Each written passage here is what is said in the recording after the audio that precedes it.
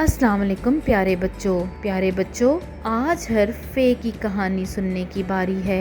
क्या आप कहानी सुनने के लिए तैयार हैं? इस कहानी के अहम किरदारों में शामिल हैं फातिमा। चलिए कहानी सुनते हैं। फातिमा ने फवारे के करीब उड़ती हुई फाख्ता को पकड़कर पिंजरे में बंद किया और फाल से खाने लगी। मेरे साथ इन अल्फाज को दोहराइए। फातिमा फवारा, फाख्ता फाल से। एक दफ़ा दोबारा दोहराइए। फातिमा फवारा, फाख्ता फाल से। क्या आपने गौर किया इन चारों अल्फाज की इब्तदाई आवाज़ फ़ा है? क्या आप जानते हैं ये फ़ा आवाज़ हरूफ तहज्जी के हर्फ फ़े की है।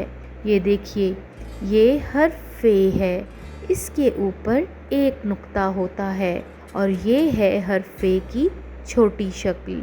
जब हम हर्फ फ़े को आधा लिखते हैं तो ये अपनी छोटी शक्ल में तब्दील हो जाता है। इस हर्फ फ़े की आवाज़ फ़ा होती है। चलिए अब इन अल्फाज को एक दफ़ा दोबारा पढ़ते हैं। फ़े फ़ा फातिमा, फ़े फ़ा फवारा, फ़े फ़ा फाख्ता, फ़े फ़ा फाल से।